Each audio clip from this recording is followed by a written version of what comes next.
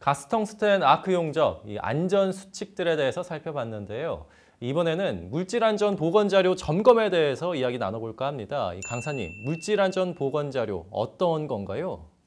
물질안전 보건자료라는 것은 화학물질 및 화학물질을 함유한 제재의 명칭, 구성 성분의 명칭 및 함유량, 안전보건상의 취급주의사항, 건강유해성 및 물리적 위험성 등을 설명한 자료를 말합니다. 모든 화학물질은 법적으로 성분과 그에 따른 위험성, 취급 방법 등을 표시하도록 되어 있습니다. 지금 보시는 예시처럼 물질안전 보건 자료에 모든 정보가 들어 있습니다. 화학물질은 사업장에서 원재료 또는 부재료 등으로 제조, 사용, 취급하는 과정에서 작업자 호흡기나 피부 등을 통하여 체내에 흡입되거나 피부에 접촉함으로써 주로 중독성 직업병을 일으키는 원인으로 작용합니다. 또 화학물질 고유의 물리적 성질로 인하여 화재, 폭발 등의 화학사고 위험이 높습니다.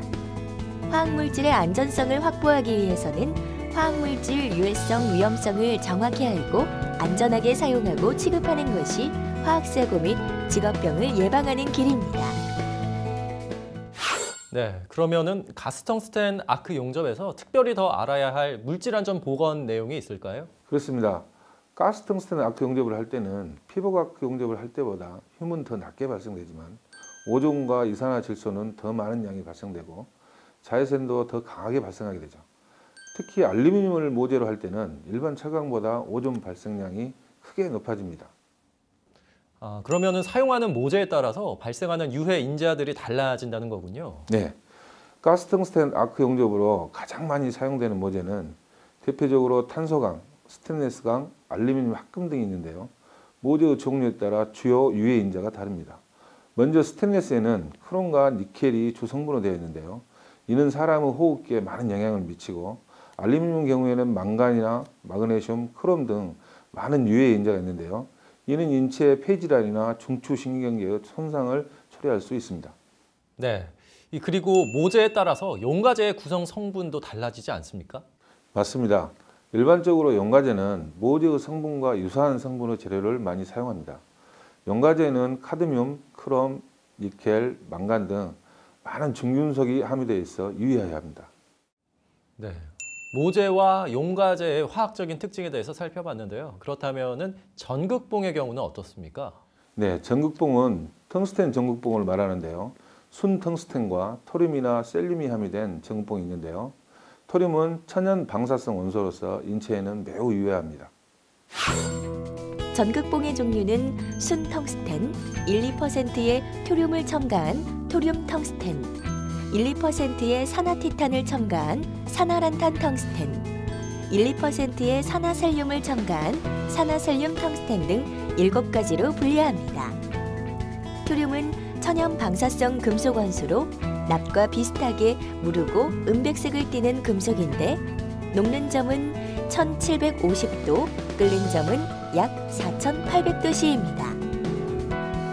이 토륨은 자체로서 방사능 물질인 라돈가스를 발생하기 때문에 그 위험성이 크지만 무엇보다 연마에 의한 분진과 침투가 더욱 위험합니다. 따라서 연마 장소를 지정하고 반드시 집진 장치를 갖추고 작업자는 마스크를 착용해야 합니다. 네, 용접 과정에서 등장하는 물질 중에는 보호가스도 있죠. 이 보호가스는 어떤 특징을 가지고 있습니까?